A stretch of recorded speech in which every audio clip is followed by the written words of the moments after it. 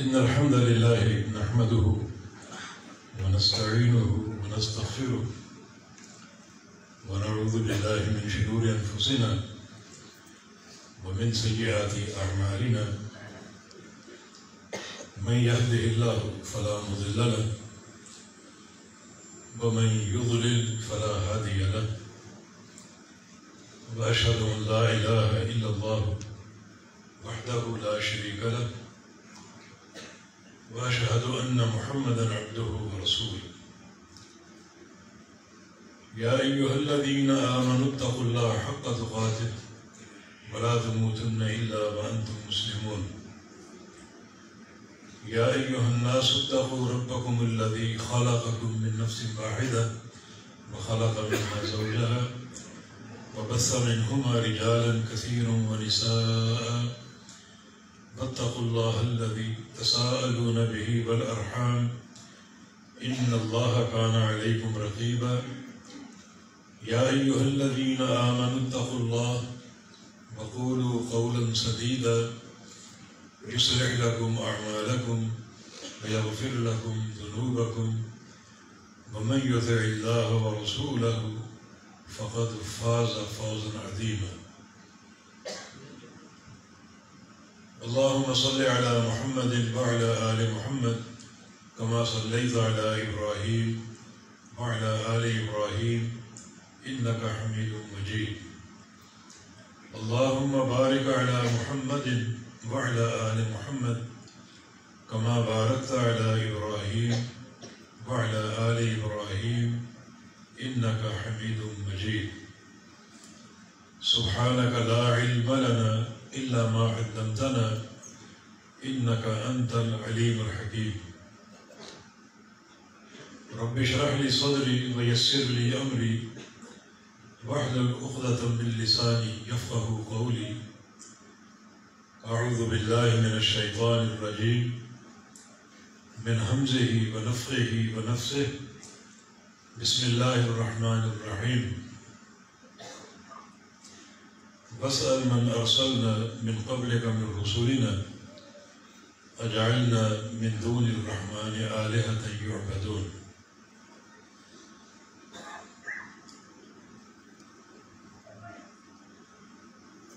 محترم فضیلت الشیخ ڈاکٹر عبدالحفیظ سمو ناظم اعلیٰ جمیعت اہل حدیث سندھ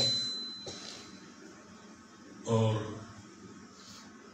انتہائی قابل احترام ہمارے آج کے مہمان گرامی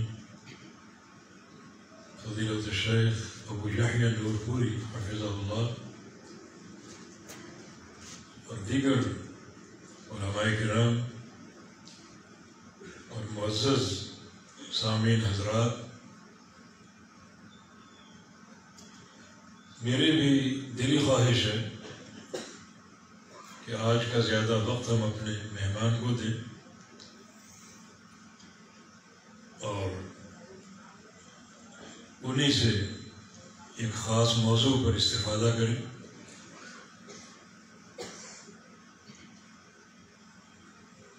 بس تھوڑا سا حصہ میں ڈالنا چاہتا ہوں تاکہ اس بابرکت پروگرام میں میری شمولیت اور حاضری درج ہو جائے۔ ویسے تو میرے نزدیک اس قسم کے پروگراموں کا جو سب سے بڑا فائدہ ہے وہ یہ ہے کہ ایک ہی وقت میں اپنے دینی بھائیوں سے، اپنے دوستوں سے اللہ کی رضا کے لیے ملاقات ہو جاتی ہے، ان کے پیارے پیارے چہرے دیکھ لیے جاتے ہیں، اور یہ زیارت ہی بہت بڑی نیکی ہے۔ ایک حدیث قدسی میں رسول اللہ صلی اللہ علیہ وسلم کا فرمان ہے کہ اللہ فرماتے ہیں وجبت محبتی للمتظاہرین فیہ وجبت محبتی للمتجالسین فیہ اور للمتحابین فیہ اور للمتبادلین فیہ، میری محبت ان لوگوں کے لیے فرض ہو جاتی ہے جو میری خاطر میرے لیے ایک دوسرے کی زیارت کرتے ہیں، ان لوگوں کے لیے بھی جو میرے لیے مل بیٹھتے ہیں، ہمارے جب میں بیٹھنا اللہ کی رضا کے لیے، کوئی دنیا کا مقصد نہیں ہے۔ اللہ تعالیٰ ہمیں ریاکاری کی لعنت سے بچائے، ہمارے دلوں کو اللہ تعالیٰ اخلاص سے بھر دے۔ یہ ملنا اور یہ ایک دوسرے کو دیکھنا صرف دین کی خاطر ہے، اللہ کی رضا کے لیے، اللہ تعالیٰ اس کا اجر عطا فرمائے۔ اللہ تعالیٰ وہ اجر دے دیں جو قیامت کے دن مرتب ہوگا، جب سارے اولین و آخرین جمع ہوں گے میدان معشر میں، اللہ تعالیٰ کی طرف سے ایک اعلان آئے گا، این المتحابون بی، اور بعض حدیث میں این المتحابون بجلالی، وہ لوگ کہاں ہیں جو میرے لیے میری خاطر آپس میں محبتیں کیا کرتے تھے، وہ لوگ کھڑے ہوں۔ اللہ فرمائے گا ان کے لیے دو اعزاز ہیں۔ پہلا اعزاز کیا ہے؟ لَهُم مَنَابِرُ مِن نُورٍ يَغْبِطُهُمُ النَّبِيُّونَ وَالصِّدِّيقُونَ وَالشُّهَدَاء، ان کے لیے نور کے ممبر تیار ہوں، ان پر یہ بیٹھیں گے۔ اللہ تعالیٰ کی اس قدر قریب انبیاء، صدیقین اور شہداء میں دیکھ کر رشک کریں۔ اور دوسرا اعزاز، اليوم اظلهم تحت ظلی یوم لا ظل الا ظلی، آج میں انہیں اپنے سائے میں لے لوں گا، اپنے عرش کا سایہ عطا فرماؤں گا، جس دن میرے سائے کے علاوہ کوئی سایہ نہیں ہوگا۔ اللہ رب العزت یہ آج کا اجلاس، آج کا ہمارا اپنے اپنے گھروں سے آنا، مل بیٹھنا، انہی احادیث کے تناظر میں قبول کر لیں اور اپنی رحمتیں عطا فرمائیں۔ یقیناً یہ مجلسیں رحمتوں سے بھرپور ہوتی ہیں، اور نبی علیہ السلام کی حدیث بھی ہے، ما جلس قوم فی بیت من بیوت اللہ یتلون القرآن یتدارسونہ بینہم الا حفتہم الملائکہ وغشیتہم الرحمہ، جو لوگ اللہ کے کسی گھر میں بیٹھیں اور قرآن سیکھیں اور سکھائیں، پڑھیں اور پڑھائیں، ان پر فرشتے اپنے پروں کا سایہ کرتے ہیں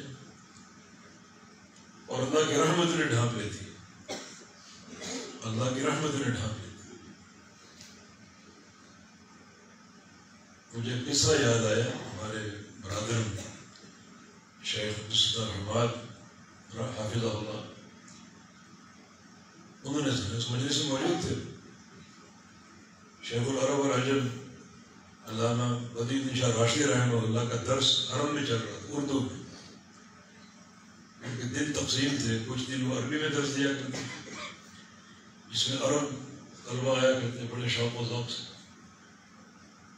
حتیٰ کہ میں نے سنا کہ ان دنوں میں باہر سے فلائٹیں آتی تھیں، کویت سے، امارات سے، مصر سے، 2-3 دن وہاں رہیں گے، عمرہ کریں گے اور شاہ صاحب کے دروس سنیں گے، اور 1-2 دن اردو درس کے دن مقرر تھے۔ بتاتے ہیں کہ میں اس مجلس میں موجود تھا، شاہ صاحب درس دے رہے اردو میں، اور ایک عرب شخص کچھ فاصلے پر بیٹھا ہوا، وہ کبھی جاگ رہا ہے کبھی اونگ رہا ہے، ایک دم اٹھا اور مجلس کے بیچ میں آ کے بیٹھ گیا جہاں اس کو جگہ نظر آئی، اور آخر تک بیٹھا رہا۔ تو میں نے ان سے پوچھا کہ پہلے آپ دور بیٹھے ہوئے تھے، پھر اچانک آپ اٹھ کر آئے اور مجلس کے درمیان آ کر بیٹھ گئے، اردو آپ کو سمجھ نہیں آتی تو آپ کیوں اس طرح کیوں بیٹھے آ کے اور آخر تک بیٹھے رہے؟ کہا کہ جب میں دور بیٹھا ہوا تھا تو اچانک مجھے اونگ سی آئی، نیند سی آئی، اور میں نے اس نیند میں خواب دیکھا کہ ایک بادل، چھوٹا سا بدلی وہ نمودار ہوئی ہے اور وہ آ کر اس مجلس پر برس رہی ہے، جس مجلس میں درس ہو رہا ہے، لوگ بیٹھے ہیں، اس پر برس رہی ہے اور ایک قطرہ باہر نہیں گر رہا، سارا رحمت کا پانی ان لوگوں پر گر رہا۔ میری آنکھ کھل گئی، میں نے سوچا سمجھ آئے یا نہ آئے، مجھے بھی اس رحمت میں سے حصہ چاہیے، میں بھی وہاں سے اٹھ کر آیا، مجھے یقین آ گیا اس بات سے یہ بڑی بابرکت مجلس، جو شیخ درس دے رہا ہے واقعات وہ علم و عمل کا پہاڑ ہے، اخلاص کا پیکر، اور یہ اس نے بیان کیا۔ تو حاشیۃ الرحم نبی علیہ السلام کی حدیث بھی ہے کہ اللہ تعالیٰ کی رحمت ہم مجالس کو ڈھانپ لیتی، نظرت علیہم السکینہ، ان پر سکینت اترتی، اللہ تعالیٰ ایسا دین اسلام پر مطمئن کر دیتا ہے، ہر عمل کرنا آسان ہے، مشکل سے مشکل کام اللہ کی رضا کے لیے آپ کر گزریں گے اگر دین اسلام کے تعلق سے سکینت اور اطمینان۔ اور ذکرہم اللہ فی من عندہ، اللہ تعالیٰ ایک ایک شخص کا اپنے فرشتوں کے سامنے نام لیتے ہیں کہ میرا فلاں بندہ بھی ہے، فلاں بندہ بھی ہے، فلاں بندہ بھی ہے۔ آپ بیٹھے یہاں ہیں، اگر اخلاص ہے تو آپ کا نام عرش معلیٰ پر پہنچ جائے ان مجالس کی برکت سے۔ تو اللہ تعالیٰ جو ساری احادیث آپ نے سنی اور جو فضائل اس تناظر میں سامنے آ رہے ہیں، اللہ تعالیٰ ہمیں بھی وہ عطا فرما دے اور آج کی اس مجلس کو ہمارے لیے آخرت کا ذخیرہ بنا دے۔ جب تک یہاں بیٹھے ہیں رحمت الہی کا سایہ ہم پر ہو، جب اٹھ کر جائیں تو اللہ تعالیٰ ہم ایک ایک کو گناہوں سے پاک صاف کر چکا، اللہ ہمارے گناہوں کو معاف فرما دے۔ توحید پر باتیں ہوتی رہتی ہیں، یہ اول دعوت الرسول ہے، یہ سارے انبیاء کی اور ساری امتوں کی دعوت کی اساس ہے۔ ہر نبی کی بعثت بیان توحید کے لیے، ہر نبی کی قولوا لا الہ الا اللہ، یہ ہر نبی کا پہلا پیغام لا الہ الا اللہ ہے، یہ پہلا پیغام، پہلی دعوت۔ تھوڑا سا آگے بتائیں گے ہم اس پہلی دعوت میں اساسی طور پر کیا نقطے ہیں، مگر یہ دعوت ہر نبی کی، ہر نبی کا مشن، اس کا آغاز دعوت توحید سے ہوتا ہے۔ وہ آیت کریمہ آپ نے سنی، وَاسْأَلْ مَنْ أَرْسَلْنَا مِنْ قَبْلِكَ مِنْ رُسُلِنَا اجعلنا من دون الرحمن آلہۃ یعبدون۔ اے میرے حبیب صلی اللہ علیہ وسلم، جو آپ سے قبل انبیاء گزرے ہیں ان سب سے پوچھو، سارے انبیاء سے، کسی نبی کے دور میں اللہ کے علاوہ کسی غیر کی عبادت کا کوئی تصور تھا؟ ایک لمحے کے لیے، ایک لمحے کے کروڑویں حصے میں بھی اللہ تعالیٰ کے علاوہ کسی غیر کی عبادت کا کوئی شائبہ اور کوئی تصور تھا کسی نبی کے طور؟ جاؤ نوح علیہ السلام سے پوچھو، ابراہیم علیہ السلام سے پوچھو، اسماعیل علیہ السلام، اسحاق علیہ السلام، صالح علیہ السلام، ہود علیہ السلام، موسیٰ علیہ السلام، عیسیٰ علیہ السلام، سارے انبیاء سے پوچھو۔ کسی نبی کی دعوت میں، کسی نبی کے دور میں غیر اللہ کی عبادت کا کوئی تصور، کوئی تلفظ ایک ذرے کی مقدار میں یا ایک لمحہ کے لیے، ایک لمحہ کے کروڑوں حصے کے لیے وہ شائبہ تھا غیر اللہ کی عبادت کا، غیر اللہ کی پرستش کا؟ پوچھئے سارے انبیاء سے۔ اشکال یہ کہ کیسے پوچھیں؟ سارے انبیاء جا چکے، ان سے کیسے پوچھیں؟ نہ وہ سن سکتے ہیں، نہ وہ سوال کا جواب دے سکتے ہیں، ان سے کیسے پوچھیں؟ جس کا جواب ان سے پوچھو قرآن کے ذریعے، کہ قرآن سارے انبیاء سابقین کی دعوت کا محافظ ہے، پوری امانت کے ساتھ اس نے انبیاء سابقین کی دعوت کو بیان کی۔ قرآن کھول کر دیکھ لو، بیان کرنے والا اللہ رب العزت ہے اور وہ قرآن پاک میں موجود ہے، یہ مہیمن ہے، محافظ ہے انبیاء سابقین کی دعوت کا۔ قرآن پاک میں جا بجا وہ دعوت موجود ہے، فردن فردن انبیاء کی دعوت موجود ہے۔ اپنی قوم کو کیا دعوت دی؟ اجمالاً بھی قرآن میں کئی مقام پر وَلَقَدْ بَعَثْنَا فِي كُلِّ أُمَّةٍ رَسُولًا أَنِ اعْبُدُوا اللَّهَ وَاجْتَنِبُوا الطَّاغُوتَ. ہم نے ہر قوم میں رسول بھیجا اس دعوت کے ساتھ ایک اللہ کی عبادت کرو اور ہر طاغوت سے بچو. ایک اللہ کی عبادت اور طاغوت سے بچو. طاغوت یا خود بنتا ہے یا اس کو بنایا جاتا ہے.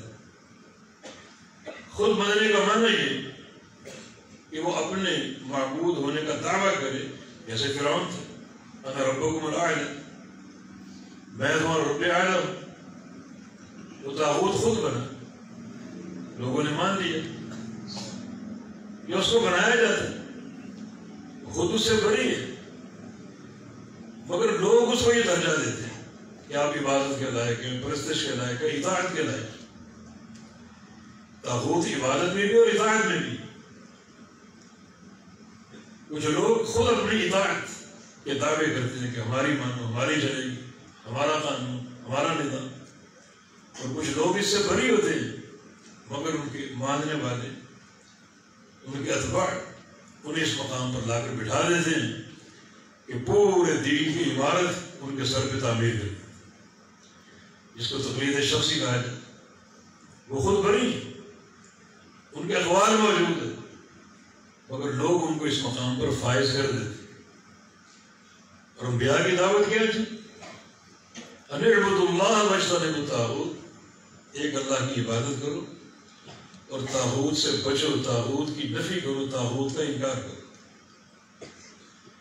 اس آیت کریمہ میں دعوت کا ایک عظیم اور ضروری قاعدہ بیان ہے. یہ عقیدہ توحید جو ہے وہ نفی و اثبات ہے. آپ کا عقیدہ توحید تب قابل قبول ہوگا جب وہ نفی و اثبات ہے. تفسیر کے لیے اس کو بڑا پھیلایا جا سکتا ہے. امام بخاری رحمہ اللہ نے کتاب توحید میں باب قائم کیا، باب دعاء النبی صلی اللہ علیہ وسلم امتہ الی التوحید. اور یہ بات کیا ہے؟ بظاہر ایک عام سی بات ہے کہ نبی صلی اللہ علیہ وسلم نے اپنی امت کو توحید کی دعوت دی. آپ کا اپنی امت کو توحید کی دعوت دینا یہ بات ہے. تو یہ لامحالہ یہ بات لازمی ہے کہ آپ نے توحید کی دعوت دی. اس کے لیے باب قائم کرنا ایک لازمی امر ہے. ہر نبی کے جو دعوت کا مشن ہے اس کا آغاز دعوت توحید سے. لیکن چونکہ یہ کتاب التوحید امام بخاری نے لکھی، بہت سے گمراہ فرقوں کے رہتے ہیں جن میں جہمیہ، قدریہ، معتزلہ اور پھر یہ مشبہہ، آگے چل کر یہ اشاعرہ ماتریدیہ. امام بخاری رحمہ اللہ کا مدعا یہ اس بات کو قائم کرنے سے کہ جب نبی نے دعوت توحید دی ہے تو نبی نے توحید کے قواعد بیان کر دی. اب تمہارے کسی نئے قاعدے کی حاجت نہیں. یہ جہمیہ کی باتیں اور قدریہ اور معتزلہ کی سب فضول اور بیکار. جب نبی کا مشن ہے دعوت توحید تو توحید کے قواعد آ چکے ہیں، آپ بتا چکے، بیان کر چکے ہیں. اس باب کے تحت جو 2 حدیثیں ہیں ان میں چند قواعد ہمارے سامنے آتے ہیں. جو قاعدہ اس وقت مطلوب ہے اس آیت کے تحت، ان اعبدوا اللہ واجتنبوا الطاغوت، ایک اللہ کی عبادت کرو اور ہر طاغوت کا انکار کرو. ان اعبدوا اللہ یہ توحید کا اثباتی پہلو. توحید اثباتاً ایک اللہ کی عبادت کرو. واجتنبوا الطاغوت نفیاً یہ توحید کے عقیدے کی تقریر جو ہے نفی اور اثبات کے ساتھ. یہ بات ہم بڑی شد و مت سے کہیں. آج ایک بہت بڑی جماعت ہے، مسلح لوٹا ان کا شعار. وہ کہتے ہیں کہ توحید بیان کرو اثباتاً، نفی کا پہلو مت چھیڑو. مزاروں کی تردید نہ کرو، یہ قبروں کے طواف کی تردید نہ کرو، قبروں پر سجدوں کی تردید نہ کرو. اثباتاً توحید بیان کرو. کہ قرآن کیا کہہ رہے ہیں، اور جو امام بخاری کا باب ہے اس کے تحت جو دلائل ہے کہ توحید تو نفی و اثبات ہے، اس کے بغیر توحید کی تکمیل نہیں۔ ان سے پوچھا جائے کہ ایسا کیوں؟ کہتے ہیں لوگ ٹوٹ جائیں، یہ مزاروں والے قبروں والے یہ لوگ ٹوٹ جائیں، لوگوں کو جوڑو، لوگوں کو توڑو نہیں۔ وہ جوڑ کیسے برداشت ہو سکتا ہے، کیسے قابل قبول ہو سکتا ہے جو جوڑ توحید کی اساس پر نہ، جوڑ تو توحید کی اساس پر ہوتا ہے۔ ساری محبت کا محور اللہ کی توحید، الحب فی اللہ والبغض فی اللہ، من احب للہ وابغض للہ وأعطى للہ ومنع للہ فقد استکمل الایمان۔ وہ کیسا جوڑ جہاں سے توحید کو خارج کر دیا ہے، جوڑ قدم قابل قبول نہیں۔ اور بالکل یہ قدم وہاں جا کر ملتے ہیں جو کفار قریش نے ایک تجویز پیش کی تھی۔ ابو طالب کو بھیجا کہ جا کر بھتیجے سے بات کرو، آؤ ایک معاہدہ کرو، توحید بیان کرو، ہم اجازت دیتے، حرم میں کرو، باہر چوکوں چوراہوں پر کرو، توحید بیان کرو، مگر اس بات ہے ہمارے معبودوں کی تردید نہ کرو۔ ہے نا بالکل وہی بات، ان هذه الاقدام بعضها من بعض، وہی بات جو بات کفار قریش نے کی تھی، وہی بات آج یہ جماعت کی کہ توحید اس باطل ہو، نفی نہ، اللہ کی عبادت کرو، اللہ کو سجدے کرو، یہ بات کرو، لیکن قبروں کو نہ پوجو، قبروں کو سجدے نہ کرو، یہ بات نہ کرو۔ اس بات کی بات کرو، اس بات کا پہلو رکھو اور نفی کا پہلو نہ رکھو۔ بالکل وہی بات، وہی عقیدہ، اسی بات کی ترجمانی۔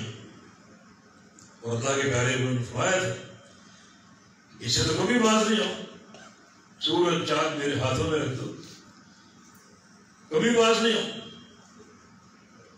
یہ سورج چاند کا ہاتھوں میں رکھنا، اس کے دو معنی ہو سکتے، ایک سارے جہان کی دولت لالچ مجھے اس دعوت سے ہٹا نہیں سکتی، اور دوسرا یہ کہ تکلیف، اتنی تکلیف ہوگی، یہ تکلیف بھی مجھے اس منصب سے، اس دعوت سے باز نہیں رکھ سکتا۔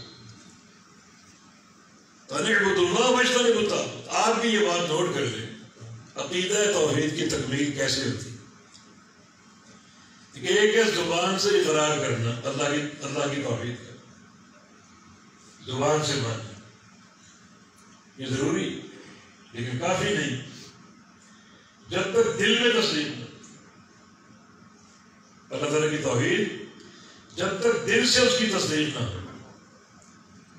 چلے زبان سے اقرار ہو گیا، دل سے تصدیق ہو گیا، اب تو کافی نہیں، جب تک عملی طور پہ ایک اللہ کی عبادت نہ ہو، تو عمل بھی ساتھ شامل کرو۔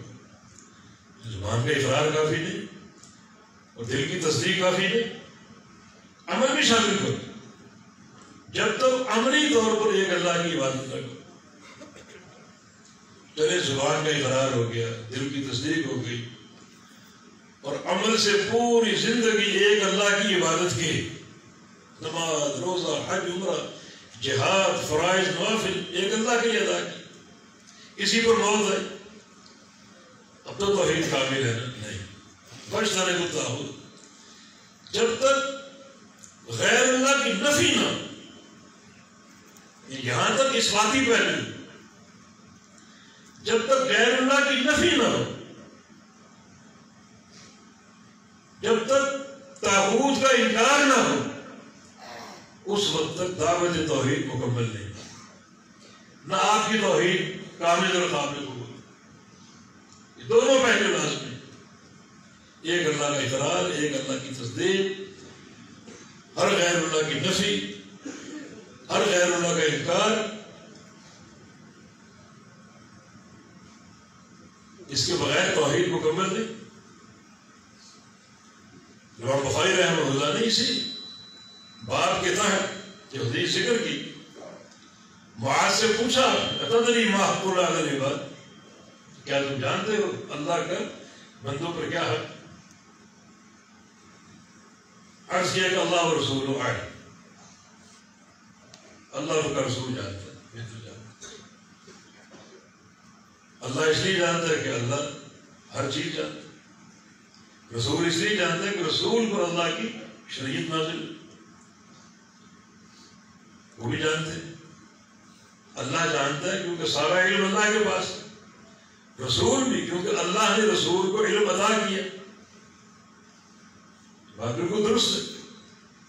اور اللہ و رسول عالم، ایک صحابی نبی سے کہہ سکتا ہے جب معاملہ امور شرعیہ کا، لیکن اگر معاملہ امور قدریہ کا ہو، کوئی شخص پوچھے کل بارش ہوگی یا نہیں ہو، اب یہ نہیں کہہ سکتا اللہ اس کا رسول بہتر جانتا، اب صرف ایک ہی بات اللہ جانتا، امور قدریہ کا آپ کو علم نہیں، امور شرعیہ کا علم آپ کو دیا گیا، امور قدریہ کا نہیں، تو میں اللہ و رسول عالم۔ پھر آپ صلی اللہ علیہ وسلم نے بتایا کہ اللہ کے بندوں پر یہ حق ہے ان یعبدوہ ولا یشرکوا بہ شیئا، یعنی یعبدوہ کے بعد ولا یشرکوا بہ شیئا، یہ ایک مکمل توحید کی ترجمانی، ایک اللہ کی عبادت کریں، ایک اللہ کی عبادت کا تصور کافی ہے توحید کے فہم کے لیے۔ آگے یہ کیوں کہا ولا یشرکوا بہ شیئا، اسی نقطے کو سمجھانے کے لیے کہ توحید نفی و اثبات ہے، ان یعبدوہ اثباتی پہلو، ولا یشرکوا بہ شیئا یہ نفی کا پہلو، ایک اللہ کی عبادت کریں اور اس عبادت میں کسی کو شریک نہ ٹھہرائیں۔ اب پوری توحید جو ہے اسی نفی اور اثبات کے عقیدے کے ساتھ، پوری توحید، توحید کا معنی کیا ہے؟ یعنی کسی کو ایک جاننا، ایک ماننا، ایک بنانا۔ شرعی اور اصطلاحی معنی یہ ہے کہ افراد اللہ بما یختص بہ من الربوبیہ والالوہیہ والاسماء والصفات، جو چیزیں اللہ کے ساتھ مخصوص ہیں ان تمام چیزوں میں اللہ کو اکیلا ماننا، اور وہ تین چیزوں میں اللہ تعالیٰ کو یکتا اور اکیلا ماننا ضروری ہے۔ یہ تینوں مخصوص ہے اللہ تعالیٰ کے ساتھ۔ ایک ہے ربوبیت، اللہ تعالیٰ کا رب بنا، ربوبیت، دوسرا الوہیت، اور تیسرا اسماء و صفات۔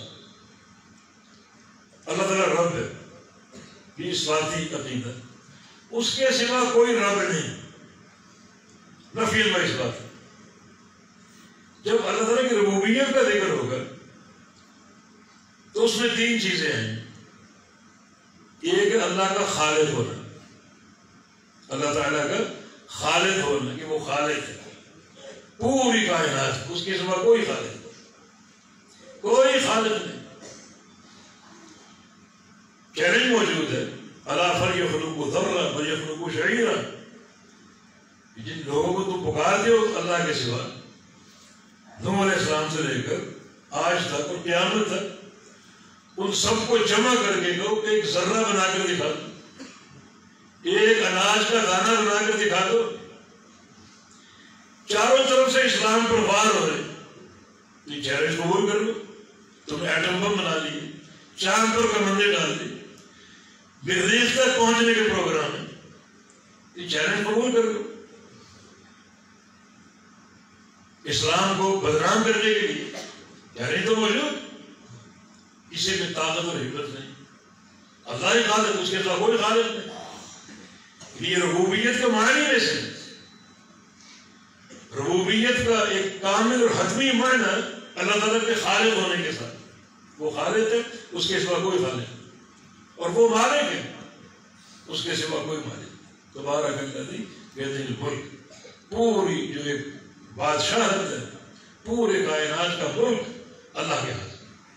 اللہ تعالیٰ نے پوری کائنات کو پیدا کیا اور پیدا کر کے چھوڑ نہیں دیا، بلکہ ملکیت، قبضہ اور اختیار اپنے ہاتھ میں، کسی کو نہیں دیا، کسی کو نہیں دیا، ایک ذرے کا اختیار نہیں۔ تو خالق وہ ہے، اس کے سوا کوئی خالق، مالک وہ ہے، اس کے سوا کوئی مالک، اور مدبر تیسرا معنی، اسی کی تدبیر، اس کے سوا کوئی مدبر نہیں۔ ایک درخت کا پتا تک اس کے امر سے ہے، یہ کسی اور کے امر سے نہیں۔ بارش کا قطرہ بھی کسی کے امر سے نہیں گرے، اس کے امر سے گرے۔ یہ تین معنی ربوبیت کے، وہ خالق ہے، اس کے سوا کوئی خالق نہیں، وہ مالک ہے، اس کے سوا کوئی مالک نہیں، وہ مدبر ہے، اس کے سوا کوئی مدبر نہیں۔ دیکھیں یہ قبر میں جو پہلا سوال ہونا ہے مر ربوں کا، اس سوال کو آسان نہ لو، اس کا جواب اللہ کی توفیق سے بندہ دے گا۔ شاید آپ سمجھ لو گے یہ تو بچے کو پتہ ہے، میرا رب اللہ ہے، یہ تو قبر میں جا کے پتہ چلے گا۔ اس کا جواب اللہ کی توفیق سے، اس لیے بعض لوگ جواب دیں گے ربی اللہ، اور بعض لوگ تعجب کریں گے ہا لا ادری، یہ ہا کلمہ تعجب، حیران پریشان حیرت زد۔ یہ سوال تو آسان ہے، ہمیں اس کا جواب کیوں نہیں آیا؟ جواب کیسے آئے؟ جب تک اللہ کی توفیق نہیں ہوگی جواب نہیں آئے گا۔ اور جواب کون دے گا؟ جو ربوبیت کے ان سارے معنی کو سمجھتا اور مانتا ہے۔ کیا معنی؟ اللہ تعالیٰ خالق، اس کے سوا کوئی خالق نہیں۔ اور اگر آپ کا عقیدہ کسی اور کے خالق ہونے کا، فلاں درگاہ ہوا، فلاں دربار ہوا، وہ بھی خالق ہو سکتا ہے، اولاد دے سکتا ہے، فلاں جگہ سے شفا ملتی ہے، فلاں جگہ سے رزق ملتا ہے، فلاں گنج بخش ہے، فلاں مشکل کشا، فلاں حاجت روا، یہ سارا آپ نے کما کر دیا عقیدہ ربوبیت، تو ہر کوئی تھوڑا اس کا جواب دے۔ اگر آپ عقیدہ رہتے رہے فلاں مشکل کشا ہے، تو قبر میں من ربوں کا جواب نہیں دے سکتے۔ فلاں حاجت روا ہے، فلاں روزی دیتا، فلاں اولاد دیتا، فلاں شفا دیتا، یہ اگر عقیدہ ہے تو من ربوں کا جواب بھول جاؤ۔ پھر کوئی سوال آسان نہیں، اس کا جواب وہی دے گا جس کا رب تعالیٰ پر ایمان ہے، ربوبیت کے سارے معنی کے ساتھ، مدبر اللہ، مالک اللہ، رازق اللہ، خالق اللہ، یہ ربوبیت کا معنی۔ اور یہاں سے عقیدے کے معاملے کا آغاز ہوتا ہے، اور پھر یہ بھی ربوبیت کا معنی کہ جو رب ہوگا وہ معبود ہوگا، جو خالق ہے وہ معبود ہے۔ یہ صرف ہمارا دعویٰ مسلمانوں کا کہ ساری کائنات کا خالق اللہ ہے۔ باقی جتنے بھی طوائف ہیں، گروہ ہیں مشرکین کے، ان کے اپنے معبودوں کے بارے میں ساری دنیا کے خالق ہونے کا عقیدہ نہیں، ہمارا عقیدہ ہے اللہ کے سوا کوئی خالق نہیں، کوئی خالق نہیں۔ اس بات کو دل و جان کی گہرائیوں سے مانیں، دل و جان کی گہرائیوں سے۔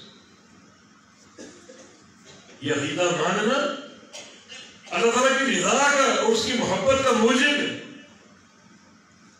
کیونکہ سید الاستغفار بڑی اس کی فضیلت صحیح بخاری میں موجود ہے، سارے جو استغفار کے کلمات ان کا سردار ہے۔ دراصل اس کی افضلیت کیوں ہے؟ نبی علیہ السلام نے کیوں فرمایا کہ جو بندہ اس کو صبح پڑھے گا اور شام سے قبل فوت ہو گئے جنتی ہے، وہ جو شام پڑھے گا اگر وہ صبح سے قبل فوت ہو گئے جنت میں داخل ہے۔ اتنی اس میں ایک افضلیت اور عظمت ہے، کیونکہ اس میں استغفار کے تعلق سے توحید کی ساری بنیادیں موجود ہیں۔ اللہم انت ربی، وہ ربوبیت سے اس کا آغاز ہو، تو میرا رب، میرا رشتہ تیرے ساتھ کیا ہے، تو میرا رب ہے، میں تیرا مربوب ہوں۔ وہ سارے معنی، تو خالق میں مخلوق، تو مالک میں مخلوق، تو رازق میں مرزوق، تو مشکل کشائی کرنے والا اور میری مشکل ہی مشکل تیرے سامنے، تو حاجت روائی کرنے والا، میری حاجت ہی حاجت۔ جب یہ اللہ مانتا ربی کہو گے تو ان سارے معنی کے استحضار کے ساتھ کہو گے تو اللہ راضی ہوگا۔ یہ توحید کے خزانے ہیں، اللہم انت ربی لا الہ الا انت۔ دیکھا نا یہ توحید ربوبیت دلیل ہے توحید الوہیت، کہ تیرے سوا کوئی معبود نہیں ہے. کیوں؟ کیونکہ تو میرا رب ہے، تو میرا خالق اور مالک ہے، اور کوئی ہے ہی. تو خالق اور مالک ہے، تو رب ہے، تو مدبر متصرف ہے، اور کوئی ہے ہی. تو پھر کس کو پکارو؟ تو ہی سب کچھ ہے، خالق مالک مدبر، لا الہ الا انت. آگے پھر تکرار اسی عقیدے، خلقتنی وانا عبد، تو نے مجھے پیدا کیا، میں تیرا بندہ ہوں. خلقتنی وانا عبد. یہ جو بنیادیں ہیں یہ سید الاستغفار میں عقیدہ توحید کے تعلق سے بڑی فاسق ہو جاتی ہے. بڑا اس میں فہم دیا گیا، بڑا اس میں علم دیا گیا. اس کا آغاز توحید ربوبیت کے عقیدے سے، اور پھر لا الہ الا انت، یہ دلیل ہے توحید الوہیت کی. اللہ تعالیٰ کو ایک ماننا ان ساری قسموں میں، ربوبیت میں، الوہیت میں، اسماء و صفات، ایک ماننا. یہ ہے توحید اللہ رب العزت کی. وہ اکیلا رب ہے، اور چونکہ وہ اکیلا رب ہے، خالق اور مالک ہے، تو وہ اکیلا ہی معبود ہے، عبادت کے لائق. وہ اکیلا ہی معبود ہے، اور کوئی معبود نہیں. اسی کی عبادت ہوگی، اسی کی پرستش ہوگی. مالی عبادت ہو، بدنی عبادت ہو. قل ان صلاتی و نسکی و محیای و مماتی للہ رب العالمین. کہہ دو میری ساری بدنی عبادتیں، ساری مالی عبادتیں، سب کچھ اس میں آ گیا. بدنی اور مالی عبادات کے دو ہی قسم، یا بدنی یا مالی، یا بدنی اور مالی دونوں. کہہ دو میری ساری بدنی عبادتیں، ساری مالی عبادتیں، پھر بھی کچھ باقی بچے تو میری پوری زندگی، پھر بھی کوئی باقی بچے تو میری موت بھی للہ رب العالمین. اللہ کے پیغمبر کا عقیدہ لا شریک لہ، جس کا کوئی شریک نہیں، کوئی بات ہو یہ نبی، کوئی اس کا شریک نہیں، جب اور اکیلا تنہا، اپنے اسماء و صفات میں، اپنی ربوبیت میں، اپنی ذات میں، اپنی الوہیت میں اللہ اکیلا ہے. یہ توحید ربوبیت یہ دلیل ہے توحید الوہیت کہ تو الہ کیوں ہے؟ کیونکہ تو رب ہے، تو خالق اور مالک. اگر ربوبیت اور الوہیت کے فرق کو سمجھنا ہے تو اس طرح بھی سمجھ سکتے ہو کہ اللہ تعالیٰ کے سارے کام بندوں کے لیے یہ توحید ربوبیت، اور بندوں کے سارے کام اللہ کے لیے یہ توحید الوہیت. اللہ کے کام کیا ہے؟ اللہ خالق ہے، خالق ہے، رازق ہے، مشکل کشائی کرنے والا، حاجت روائی کرنے والا، اولاد دینے والا، شفا دینے والا، رزق دینے والا. یہ اللہ کے کام بندوں کے لیے، یہ سب کا اندراج توحید ربوبیت. اور بندوں کے کام اللہ کے لیے سجدہ کرنا، رکوع کرنا، قرات کرنا، قیام کرنا، نمازیں پڑھنا، روزے رکھنا، حج کرنا، عمرے کرنا، جہاد کرنا اللہ کے لیے. یہ سارے کام بندوں کے، ان کا تعلق توحید الوہیت سے. تو ان دونوں توحیدوں میں اللہ کو ایک ماننا، ایک جاننا، نفی و اثبات. اللہ تعالیٰ معبود ہے، اس کے سوا کوئی معبود نہیں. یہ لا الہ الا اللہ ہر نبی کی بنیادی دعوت، قولوا لا الہ الا اللہ، یہ بنیادی دعوت. تفلحوا، کامیاب ہو، فلاح پاؤ. یعنی اس دعوت توحید میں تمہاری فلاح ہے، تمہاری کامیابی، تمہارا غلبہ ہے، تمہاری عظمت ہے، تمہاری ترقی ہے، تمہارا عروج ہے. دعوت توحید، یہ توحید کے فوائد میں سے ایک فائدہ کہ دنیا کی کامیابی بلکہ آخرت کی کامیابی اسی توحید میں مثبت. اور اگر توحید میں خلل آ گیا تو وہ اللہ کے حق کو تم نے پامال کیا. دیکھو جو ایک تقسیم ہے خالق اور مخلوق کے مابین، خالق آسمان والا، تم زمین والے، خالق اوپر رہتے تم نیچے رہتے. تو آسمان والے کا زمین والوں پر ایک حق ہے، اس کو پورا کر دو. تو جو زمین والوں کے حقوق ہے وہ چاہے 1,00,000 حقوق ہو، اللہ ان کو پورا کرے گا. یہ تقسیم، اس کے حق کو پورا کرو تمہارے سارے حقوق پورے ہوں. اس کے حق کو تم نے پامال کر دیا, تمہارے سارے حقوق پامال. فَلْيَعْبُدُوا رَبَّ هَذَا الْبَيْتِ الَّذِي أَطْعَمَهُم مِّن جُوعٍ وَآمَنَهُم مِّن خَوْفٍ. اس گھر کے رب کی عبادت کر لو. تمہیں بھوک لگی تو کھانا ملے گا, خوف آ گیا تو امن ملے گا. تمہارے دو ہی حق ہیں. تمہیں دنیا میں کھانا چاہیے, عیش عشرت کی زندگی چاہیے, امن چاہیے, سکون چاہیے, سلامتی چاہیے, اپنی سلامتی, اپنے اہل کی سلامتی, اپنے مال کی سلامتی, سب ملے گا. بس فَلْيَعْبُدُوا رَبَّ هَذَا الْبَيْتِ, اس گھر کے رب کی عبادت کر لو. اس وقت تک مشرکی عبادت نہیں کرتے تھے. اب گھر کی تولیت تھی ان کے پاس, تعلق تھا ان کے پاس, گھر کی خدمت, حجاج کی خدمت, عبادت نہیں کرتے تھے. عبادت میں شرک تھا, توحید خالص نہیں تھی. اور اللہ نے تولیت پر یہ احسان عظیم دی, ان کو رزق بھی دیا, دولت کی فراوانی بھی دی, امن بھی دیا. وہ وقت ایسا تھا دنیا بھر کے قافلے لٹ جاتے تھے, قریش کے قافلے نہیں لٹتے. لإيلاف قریش إيلاف رحلة الشتاء والصيف. تمہاری یہ دو سفر, سردی اور گرمی کے, سردیوں کا سفر ملک یمن کی طرف اور گرمیوں کا سفر ملک شام کی طرف کیسے محفوظ ہے؟ باقی پوری دنیا کے قافلے لٹتے تھے, تمہارے نہیں لٹتے تھے. تمہارا ایک روٹ دنیا پر تھا, ایک دبدبہ تھا, ایک ہیبت تھی. وہ کس نے قائم کی؟ اللہ نے. کیوں قائم کی؟ کیونکہ تمہارے پاس اللہ کے گھر کی خدمت اور تولیت, خالص عبادت نہیں. تو سوچو اگر خالص عبادت بھی کر لو تو اللہ تعالیٰ کیا کچھ دے. ساری عظمت عقیدہ توحید, ترقی, عروج, رفعت عقیدہ توحید. ضرب اللہ مثلا قرية كانت آمنة مطمئنة يأتيها رزقها رغدا من كل مكان فكفرت بأنعم الله. اللہ نے ایک بستی کی مثال دیا, امن سے تھی, سکون سے تھی, رزق کی فراوانی تھی.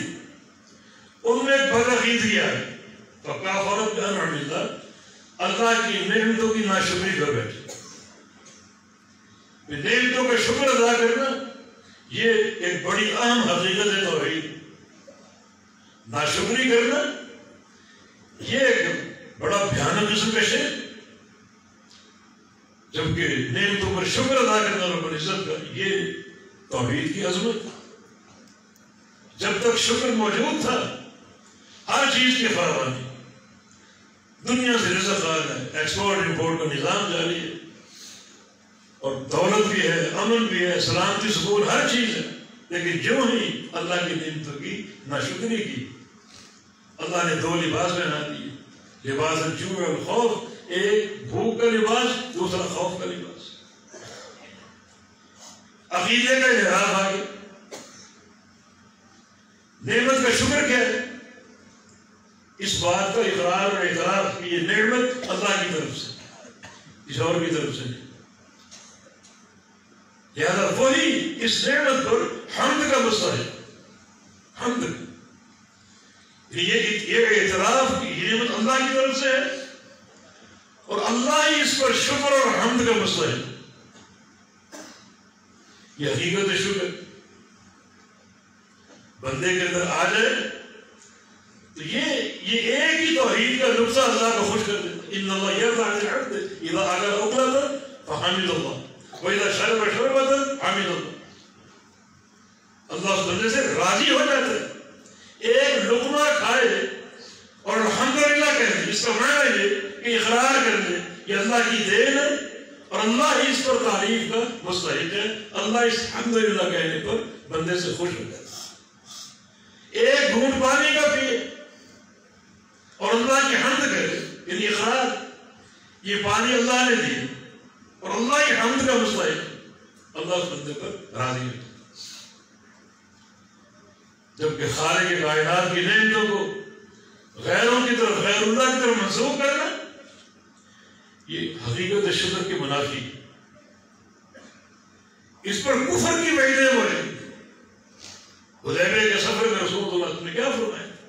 رات بارش ہوئی تھی, فجر کی جماعت کرائی اور فرمایا رات جو بارش برسی ہے اللہ نے مجھ پر وحی بھیجی اس بارش کے تعلق سے، وحی بھیجی، اس ایک ہی بارش میں برس کر بعض بندوں کے ایمان تازہ کر دیے اور بعض بندوں کو کفر کی وادی میں دھکیل دیے، ایک ہی بارش۔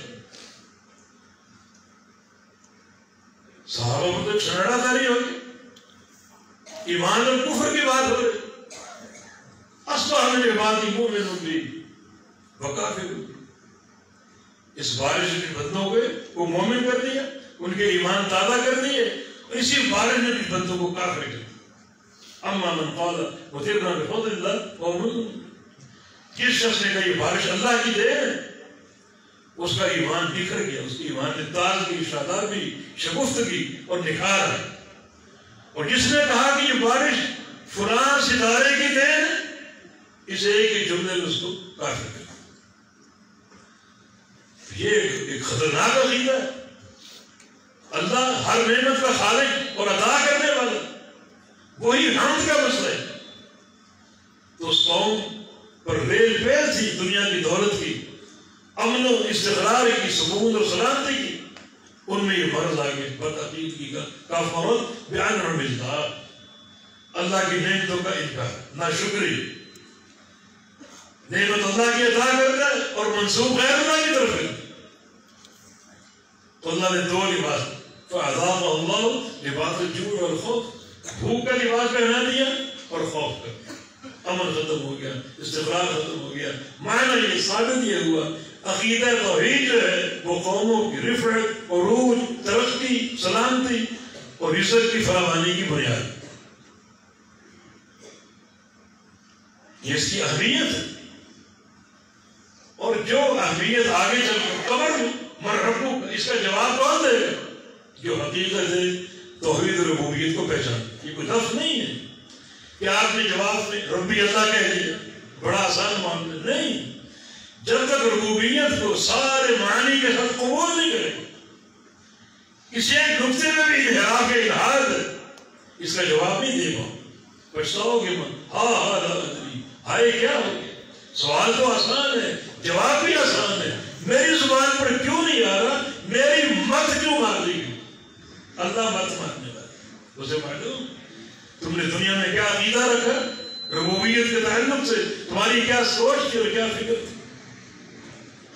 قیامت کے دن میں توحید کی اہمیت اور عظمت نمایاں ہے۔ کامیاب لوگ وہ ہوں گے جنہوں نے توحید کو سمجھا اور توحید کو اپنایا، توحید کا پرچار کیا، توحید کی خدمت کی۔ وہ پوری دنیا کی زندگی اس کی اسی عقیدے کے ساتھ تھی، توحید اس کا اوڑھنا بچھانا، نشر توحید، بیان توحید، فہم توحید، وہ توحید الوہیت ہو، توحید ربوبیت ہو، یہ توحید اسماء و صفات، توحید اسماء و صفات کے ساتھ بھی بڑا گہرا تعلق رکھو۔ اللہ تعالیٰ کے پیارے پیارے نام، اس کی پیاری پیاری صفات، یہ پورے عقیدہ توحید کی مفتاح ہے، اللہ تعالیٰ کی معرفت کا خزانہ ہے۔ اس سے ہم غافل ہیں، دور ہیں، اور یہ غفلت ہمارے لیے بڑے بھیانک نتائج کا باعث۔ اللہ تعالیٰ کے نام پڑھو، اس کی صفات پڑھو، مثلا عالم الغیب والشہادہ، عالم الغیب والشہادہ، اللہ تعالیٰ کا نام کہہ لو، اللہ کی صفت کہہ لو کہ وہ غیب اور شہادت کو جاننے والا۔ غیب سے مراد کہ ما غاب عنا، جو چیز ہم سے غائب ہے، اللہ سے کوئی چیز غائب نہیں، ہر چیز اس کے سامنے۔ جو چیز ہم سے غائب ہے اللہ وہ بھی جانتا ہے، اور جو چیز ہمارے سامنے اللہ وہ بھی جانتا ہے۔ جس چیز کو ہم محسوس نہیں کر سکتے، نہ اس کی آواز سن سکتے ہیں، نہ اس کا ذائقہ چکھ سکتے ہیں، نہ اس کا لمس اور نہ اس کی خوشبو وغیرہ، تو یہ ہم سے غائب ہے، اللہ سے غائب نہیں۔ ہر غیب اور شہادت کو وہ جانتے ہیں۔ اب وہ توحید نفی و اثبات ہے۔ اثبات کیا ہے؟ یہ عقیدہ کہ اللہ تعالیٰ ہی عالم الغیب ہے۔ نفیت کیا؟ اس کے سوا کوئی عالم الغیب نہیں، نہ کوئی نبی، نہ کوئی ولی۔ اب اگر اسماء و صفات کی توحید پر فہم ہو، ایک ارتکاز ہو، تو بندے کے عقیدے کی سب سالمیت ہے کہ اللہ تعالیٰ کے نام کیوں بتائے گئے؟ تاکہ پڑھو، سمجھو اور جل جاؤ۔ الرزاق اللہ کا نام ہے، وہی روزی دینے والا، اس کے سوا کوئی داتا نہیں. انکار پوری شدت سے، پوری قوت سے. کتنی قوت سے توحید کو مانو گے اور اسی قوت سے غیروں کا انکار کرو گے، یہ دونوں چیزوں کا اجر ہے. اس باتی توحید کا اور منفی توحید کا دونوں کا اجر. جس طرح اس بات کا اجر ہے، نفی کا دیا. پیارے پیغمبر نے کیا فرمایا؟ 2 کلمات زبان پر بڑے ہلکے لیکن عرش وزن میزان پہ بڑے بھاری. ثقیلتان فی المیزان. وہ 2 کلمات میں سے ایک اثباتی کلمہ اور ایک نفی کا کلمہ. سبحان اللہ و بحمدہ. سبحان اللہ میں منفی، اللہ ہر صفت نفس سے پاک ہے، محفوظ ہے اس سے. یہ نفی. اور بحمدہ ہی یہ توحید اثبات ہے. وہ ہر قسم کی حمد کا مستحق ہے کیونکہ وہ سارے اسماء میں، سارے صفات میں کامل و اکمل. اس سے ثابت ہوا کہ اللہ کے نظام میں جیسے اثباتی توحید تولی جائے گی، ویسے منفی توحید کا بھی وزن، دونوں کا وزن، اور دونوں کو ثقیلتان فی المیزان کا. تو عالم الغیب اللہ کا نام کہہ لو، صفت کہہ لو، اگر یہ پڑھا ہو، اس کو سمجھا ہو، تو اللہ کے علاوہ کوئی عالم الغیب ہو سکتا؟ کوئی نبی، کوئی ولی، کوئی ہو سکتا؟ یہ عقیدہ ہو سکتا؟ ہمارا عقیدہ سنو، اللہ عالم الغیب، اس کے سوا کسی اور کو عالم الغیب ماننا کفر ہے. یہ کفر ہے بالکل. اللہ عالم الغیب، اس عقیدہ کو شریعت میں بڑی شد و بس سے بیان کیا. سمجھتے کیوں؟ نبی اسلام کی حدیث کیا ہے؟ مفاتیح الغیب 5 لا یعلمہن الا اللہ. یعنی غیب کی چابیاں ہیں وہ 5 ہیں، ان کو اللہ کے سوا کوئی نہیں جانتا. اللہ کے سوا کوئی نہیں جانتا. اب تفصیل کا وقت نہیں ہے. وہ 5 چیزیں کیا ہیں؟ ان میں پوری کائنات کے سارے امور جمع ہیں. ماں کے پیٹ میں کیا ہے؟ کوئی نہیں جانتا. یہ چابی، یہ مفتاح ہے. ماں کے پیٹ میں کیا ہے، بچہ یا بچی، کوئی نہیں جانتا. یہ مفتاح ہے. جب اس مفتاح کا علم نہیں ہے تو ماں باپ مفتاح کا علم کیسے ہو سکتا؟ بچہ کیسا پیدا ہوگا، کامل ہوگا، ناقص ہوگا، پیدا ہوگا کیا بنے گا، نیک ہوگا، بد ہوگا، مالدار ہوگا، غریب ہوگا، کتنا جیے گا، کتنا کھائے گا، کتنا پیے گا. جب مفتاح کا علم نہیں تو ماں باپ مفتاح کا علم کیسے ہو سکتا؟ پھر کوئی نہیں جانتا کہ تمہارا انتقال کی زمین پر ہو تو ماں باپ اور موت کا علم کیسے ہو سکتا؟ یہ بھی چابی ہی ہے. یعنی ایک کتاب سامنے پڑھی ہو، اس کتاب کا نام بھی معلوم نہیں تو کتاب کے اندر کیا وہ کیسے معلوم ہو سکتا؟ یعنی کتاب کا نام، اس کتاب کی چابی، اس کا نام بھی معلوم، اندر کیا لکھا ہوا ہے کیا معلوم؟ نام معلوم ہو تو آپ آگے ورقوں میں کیا لکھا ہے کچھ جان سکتے ہو، کچھ بات کر سکتے ہو. لیکن نام ہی معلوم نہیں کتاب کون سی ہے، کس کی ہے، تو اندر کیا لکھا ہے وہ کیسے جان سکتے؟ تو نظر الامور کو غیب کی چابی کا کوئی نہیں جانتا وہ کل کیا کمائے. جب کل کی کمائی کا علم نہیں ہے تو پرسوں کی، ترسوں کی، سال بعد کی، 10 سال بعد کی، صدیوں بعد کی جو کمائیاں وہ کیسے علم ہو سکتا؟ کوئی نہیں جانتا قیامت کب آئے گی، موت کب آئے گی، کس زمین پر موت آئے گی. ان ساری چیزوں کو مفتاح کہا گیا. تو ماں باپ کو مفتاح کیسے معلوم ہو سکتا؟ اس عقیدے کو قرآن نے کتنا پھیلا کر تفصیل سے بیان کیا. ان امور کو، 5 امور کو غیب کی چابی کا. جب چابی کسی کے پاس نہیں ہے تو چابی کے بعد کے مراحل کسی کے پاس کیسے ہو سکتے؟ اس لیے اگر اللہ تعالیٰ کے ناموں کے ساتھ تعلق نہ ہو، اس کی ذات کا تعارف نہ ہو، تو انسان عقیدے کے باب میں ناکام، نامراد اور فیل. یہ موٹی سے مثال، موٹی سے مثال. اور ہمارے عقیدہ اللہ تعالیٰ عالم الغیب، اس کے سوا کسی اور کے عالم الغیب ہونے کا عقیدہ کفر، اس میں کفر کا ارتکاب. انہی باتوں پر اتفاق کرتا ہوں. ہم نے ایک مختصر تعارف آپ کو دیا تو توحید کی معرفت. یہ ایک بڑی انسان کی عظمت کی دلیل، اس کو پہچاننا اور پہچان کر ڈٹ جائے۔ سب سے بڑا فائدہ قیامت کے دن توحید کی بنا پر شفاعت کا حصول، شفاعت ملے۔ شافع محمد مصطفیٰ علیہ السلام بھی، شافع اور لوگ بھی، نبی علیہ السلام کی حدیث ہے یدخل جنت بشفاعت رجل من امتی اکثر من بنی تمیم، اکثر من بنی تمیم، میری امت کے ایک شخص کی شفاعت سے جنت میں اتنے لوگ داخل ہوں گے جن کی تعداد بنو تمیم قبیلے کی تعداد سے زیادہ۔ بنو تمیم عرب کا سب سے بڑا قبیلہ، اسماعیل علیہ السلام کے دور میں بھی تھا، محمد مصطفیٰ علیہ السلام کے دور میں بھی تھا، آج بھی ہے اور قیامت تک رہے گا۔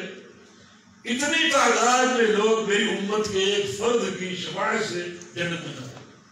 اور جو شافع ہو رہے معاشر اصل جن کو شفاعت کا مقام دیا جائے گا محمد مصطفیٰ علیہ السلام، کتنے افراد کی شفاعت آپ کریں۔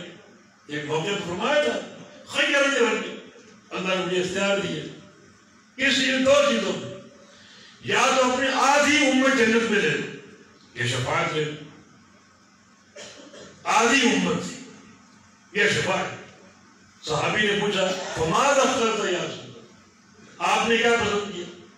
اخترت تو شفاعت، میں نے شفاعت پسند کی، مانا آپ کی شفاعت سے آدھی امت سے زیادہ لوگ جنت میں داخل۔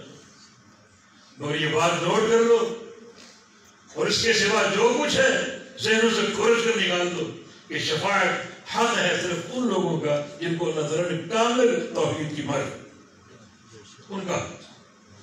من اسعد الناس بشفاعتک یا رسول اللہ، ابو ہریرہ نے پوچھا، صحیح بخاری کے من اسعد الناس بشفاعتی یوم القیامہ من قال لا الہ الا اللہ خالصا من قلبہ، اسے ملے گی شفاعت جس نے خالص و مخلص ہو کر لا الہ الا اللہ کا اقرار کیا پورے فہم کے ساتھ۔ اس کلمے میں جو توحید الوہیت ہے، یہ الوہیت کا کلمہ، لوگوں نے اس کے معنی میں ایک جو ہے ایک الحاد داخل کیا اور معنی میں تبدیل کر دیا۔ کوئی جماعت اس کا ذکر ہم نے پہلے بھی کیا۔ اس کلمے کا معنی کیا ہے؟ ہر کچھ اللہ سے ہونے کا علم اور غیر اللہ سے کچھ نہ ہونے کا یقین، اس کلمے کا معنی۔ یہ کلمہ اساس ہے توحید الوہیت کی، توحید الوہیت جو تم نہیں چاہتے۔ یہ کلمے کے معنی کو بگاڑ دیا، فساد نازل کر دیا۔ جو انبیاء کی دعوت کی اساس ہے اس دعوت میں الحاد داخل کر دیا۔ یہ کلمہ توحید الوہیت ہے، اس بات کو سمجھو، لا الہ نفی کا کلمہ، کوئی معبود نہیں، نہیں ہے تو نہیں، کہیں نہیں، نہ اوپر نہ نیچے نہ دائیں نہ بائیں، الا صرف ایک اللہ۔ لا الہ رکن نفی ہے، الا اللہ رکن اثبات ہے۔ اس ادراک کے ساتھ کلمہ پڑھ، سفیان ثوری کا قول ہے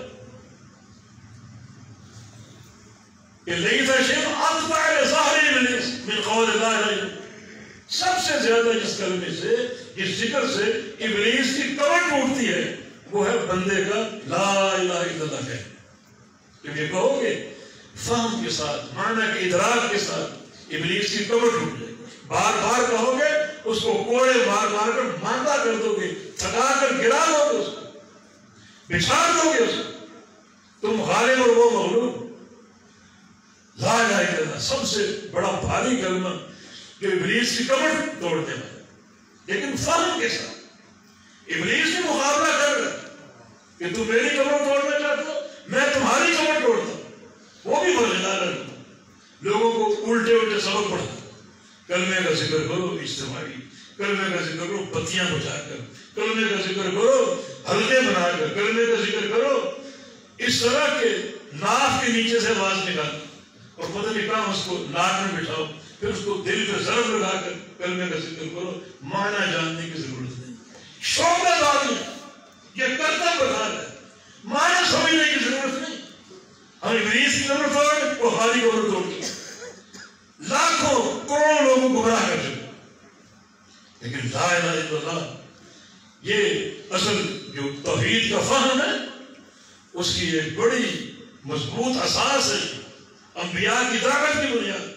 سارے رسولوں کی پہلی دعوت اور آخری دعوت جس پر ان کی دعوت کا ارتکاز تھا تو لا الہ الا اللہ کی دعوت، تو پورے فہم کے ساتھ، پورے ادراک کے ساتھ پورا قیامت کے دن میری شفاعت کے بندوں کو ملے گی جنہوں نے یہ کلمہ پڑھا پورے اخلاص اور صدق کے ساتھ، کوئی اس میں شک نہ ہو، کوئی اس میں جہل نہ ہو، کوئی اس میں کسی قسم کا الحاظ نہ ہو، ایک ذرے کے برابر شرک یا میرش نہ ہو، توحید خالص کو یہ کلمہ پڑھے، اس کی میں شفاعت کروں۔ ایک بہت اہم سہارا ہی ہم گناہگاروں کی بخشش کریں۔ اللہ پاک ہمیں توحید دے، توحید کے فہم کی، عقیدے کی ادراک کی، اور جو اس کے ایک مقاصد اور نتائج ہیں، ثمرات ہیں، اللہ ان ثمرات سے ہماری جھولیاں بھر دے، اور یہ عقیدہ توحید ہماری گناہگاروں کی نجات کا باعث بنے، اس طرح باعث بن جائے کہ ایک توحید کی پرچی گناہوں کے 99 دفاتر کے پکڑ کے اڑا دیں گے قیامت کے دن۔ یا اللہ ہم بھی گناہگار ہیں، مگر یہ توحید کا عقیدہ بطور وسیلے کے تیرے ہاں پیش کرتے ہیں، اس کو قبول فرما کر ہمارے گناہوں کو معاف فرما۔ اقول قولی ھذا واستغفر اللہ لی ولکم وآخر دعوانا